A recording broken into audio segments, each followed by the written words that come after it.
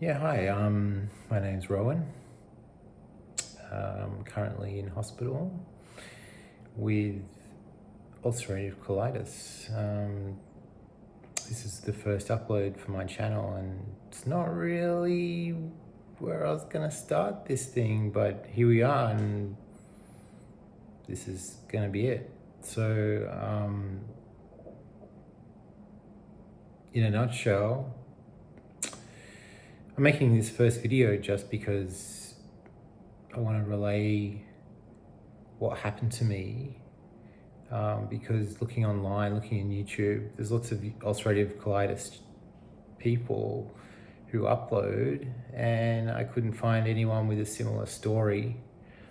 So this video may help someone in the future who goes through a similar set of symptoms to me that is a complication on ulcerative colitis.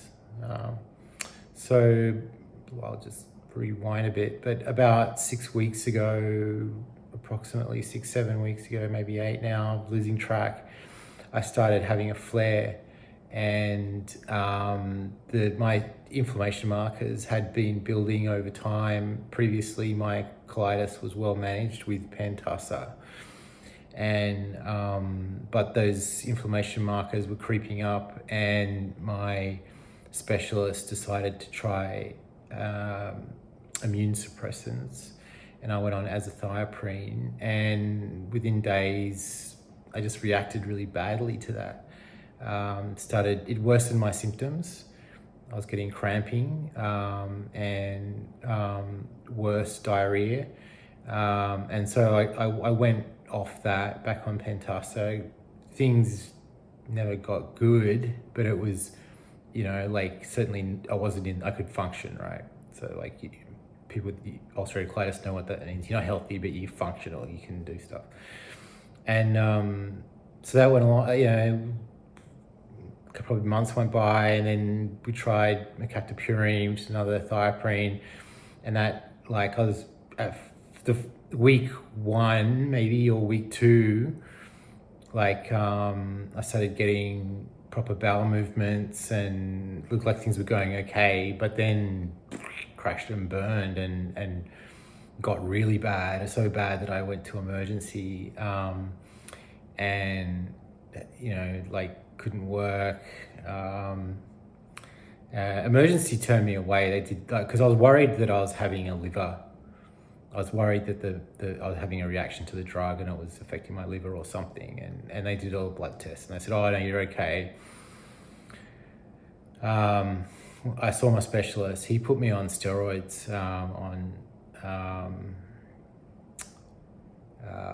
prednisolone, and that was the first time I'd had oral prednisolone. I was hoping that would get me through the current job I was working on, which was quite close to the end. I was editing an episode in a TV series, and it was just so close to finishing it, and then no, I did my best. I tried to push through, but I was like working at home and running to the toilet, and sometimes not quite making it, and it was pretty grim. You've all been there. I know you fellow ulcerative colitis sufferers. We've all been there, and yeah. So because the first time I tried the steroid, and I didn't really know what to expect. And one of the things that happened to me that my wife commented on, and I just thought was, it's just what happens, was that I went very, very pale. Like, when I was a kid, my friend used to joke about how pale I was, but like, so I just figured, it's just back to normal, like all the redness and inflammation in my skin. I've got this beautiful pale complexion, like my 19-year-old goth boy self when I was a kid. But no, it was something I should have got checked out. That paleness, in hindsight. So I kind of was in this limbo for weeks of just kind of managed by the steroid, but I wasn't really. And like I was getting up every couple of hours to go. I couldn't sleep properly because of the insomnia from the drug, but also because I had to run to the toilet every 2 hours. Lots of blood through this period. And I was losing lots of blood. So weeks went by, wasn't getting any better. Went to the hospital again. So this is emergency trip number 2. And if you know what emergency's like, you sit around waiting for hours and hours and hours to get any attention, and then, you know, stuff happens. And I went in and they did blood tests, and they're like, oh, you know, you're having a flare, but, you know, like they doubled the prednisone dose to 40 milligrams.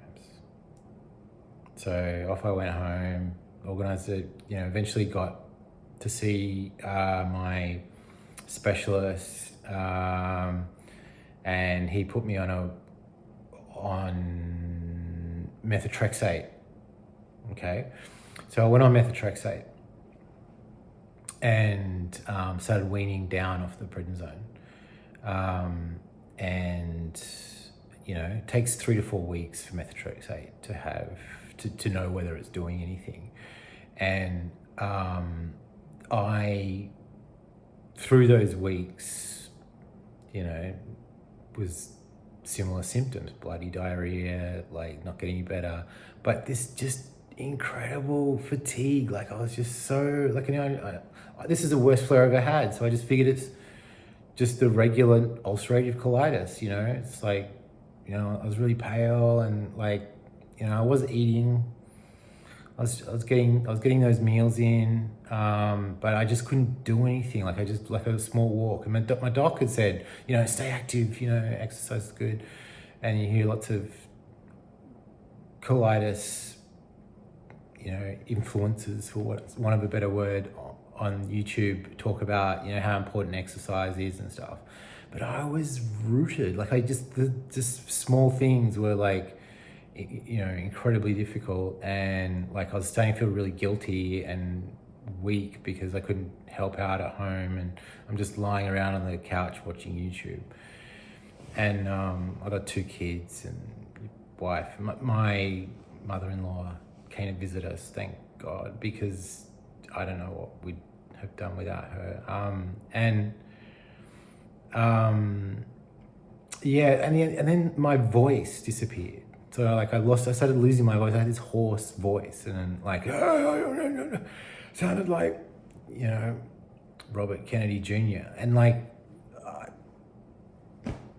finally got round to going to the doc, to my GP, and dragged my sorry ass in there, and she just looked at me and she's like, what is going on? And like, yeah, she's like, you've got to go to emergency.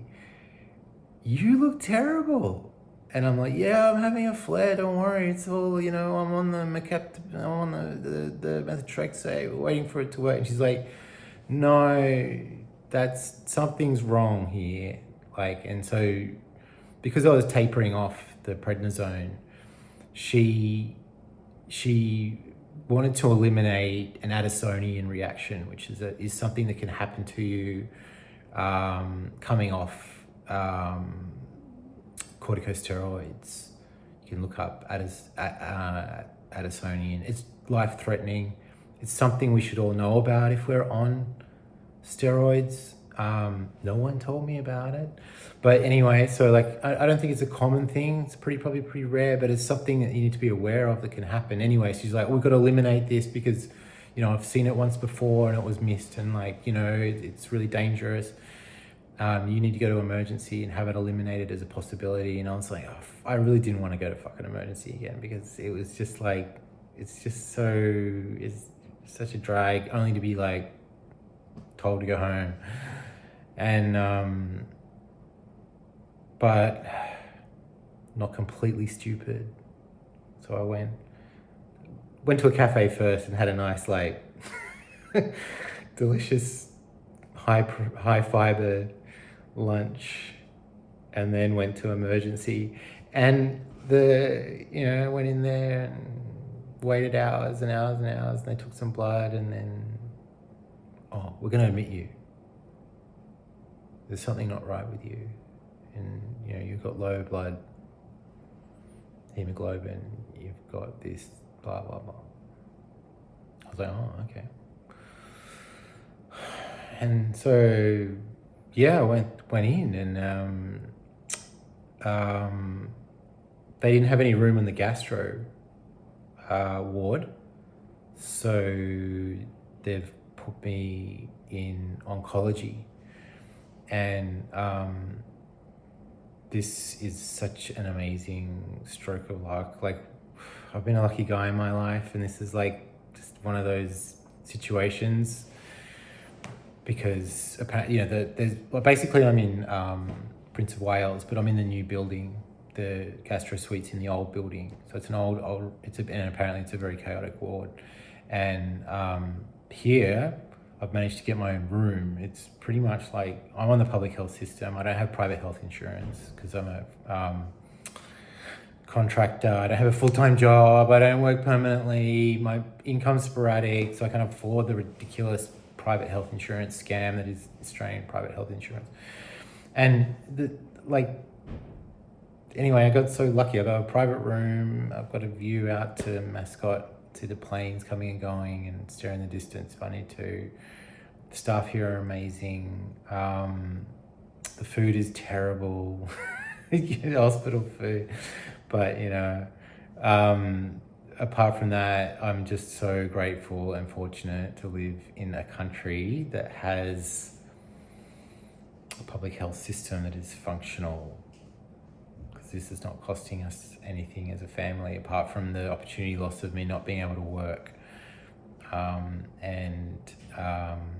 Anyway, ran over for that. But what happened to me? So came in on a Monday, and then on the Thursday, the docs are like, yeah, you know, you're having a flare, see how it goes. Like, but nothing had really changed. Like, I was still fucked, and I was still getting up to do bloody diarrhea every 2 hours. And you know, they were talking about discharging me, and they're like, well, you can go. This was on a Wednesday. They're like, you can go tomorrow. You can be discharged tomorrow. Or if you want, you can stay till Friday. You know, and I'm like, can I stay till Friday? Because I don't know what's going on. I don't feel like. Thank goodness I did make that decision, because Thursday night, in strolls David, the gastro doc, and he's like, oh, we've discovered something. You've got CMV colitis. What? I had an ulcerative colitis. What's the... And then he went on to explain.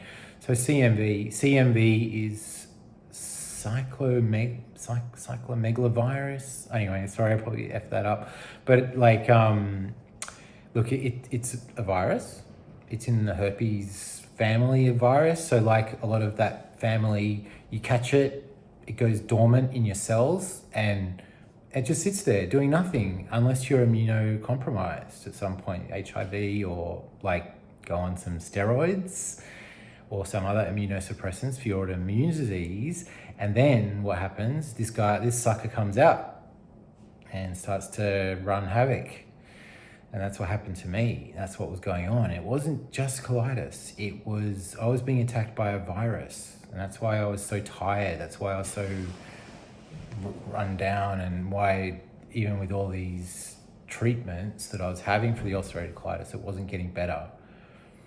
And it took them 2 rounds of fecal testing for them to find the virus, but it was, and in the blood, but they found it was in my blood. And then they suddenly rushed me they're like, okay, found the virus, we want to do a mini colonoscopy and a biopsy just to make sure that that's what's going on in the lining of your bowel. And whatever. So they started prepping me for, okay, don't, tonight, to stop eating any solids. We can't do a proper colonoscopy prep, but just sip clear liquids, and we'll do an enema in the morning, and we'll try and find a spot for you for the scope. And that day was full on because like I have what's called difficult veins. So and I'd been having saline drips and things. I had the cannula in my arm, and one had already, like, the first cannula was put in, like, when I was in emergency, it was by, like, a really junior nurse, and it was in a really bad spot. Like, it's right in here, in the elbow, so if I flex my arm, it's gonna move around, it's bruised on my veins, like, I'm still in pain from that. And anyway, that messed up, and so they put one in the other arm, like, I've had, like, bunch in this arm too, and anyway, so and they had to put in anyway, but over that time I got a fever, so my so that was an issue, and then they had to put in another cannula for the for the anesthetic or whatever, and they just couldn't get, like, multiple people came in and stuck the cannula in my arm to try and find a place, and it's like one doc came in, she put one in my hand which is below the other one, which doesn't work, so like, you know, they're just torturing me basically, putting these things in, and then the vein would lock down and I couldn't get any flush return blood, and like finally, like the you know, anyway, I went inside my brain and started talking to my veins, saying, guys, get with the program here. You need to, like, just let this happen. It's for our own good. And that worked, believe it or not. And finally they got one going, and I'm there, like, just thinking, open, mate. Yeah, stay open, man. Stay chill. It's going to be okay, dude. You know, just stay open. Just let it happen. And this went on, you know, like I had Panadol to try and get the fever down, and, you know, and after all that I missed the spot. Like, I had the enema.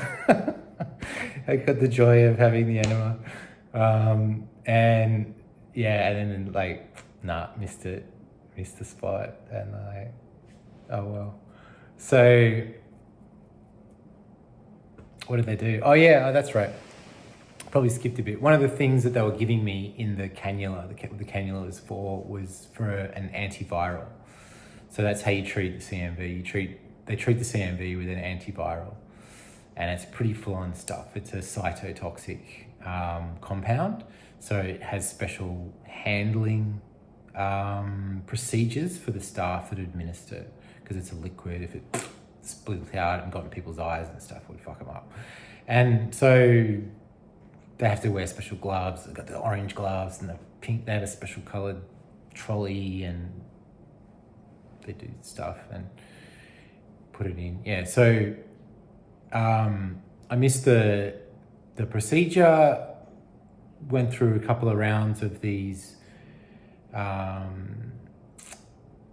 antivirals. The next day I felt so much better after the antiviral. Like, I can't explain to you, like, how suddenly, I feel like myself again. Like, I feel alive. Like, it was great. It was just like such a relief, because with colitis, you know, the healing process is slow usually, and coming back in things, but this was like, oh, okay, something's happened, something's working, something's going on. And there's been some trouble with the cannulas and stuff, but it's settled down. My veins are now fully cooperative, and so I've just had the one in for a while now, and it's been working great.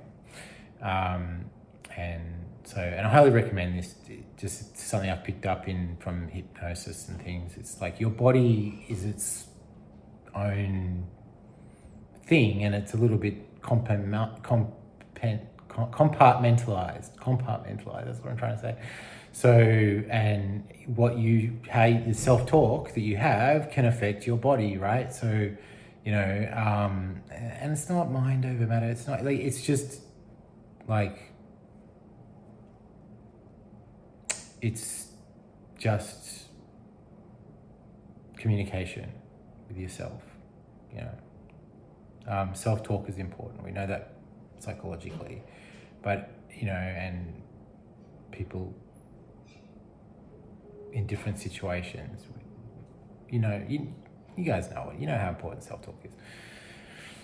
And if you don't, then get into it. But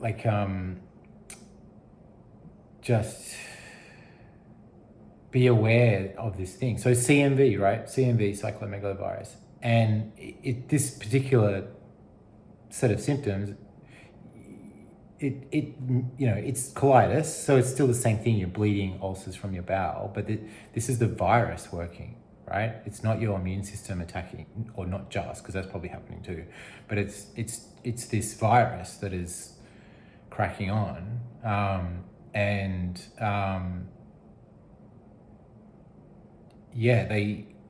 it's not. Oh, look, I don't know how common it is, but I couldn't find anything on YouTube, for instance, or anyone talking about it. There's some videos, right? They're pretty old. I wouldn't bother looking at some stuff. It's all really medical, for doctors, like from conferences and stuff, and a bunch of other short videos, maybe talking about, I didn't watch them, but there's nothing like what I'm describing to you now. But if you're having complications, if you're having a flare and you've got this crazy fatigue or it's not responding to steroids and immunosuppressants or whatever, this is just one thing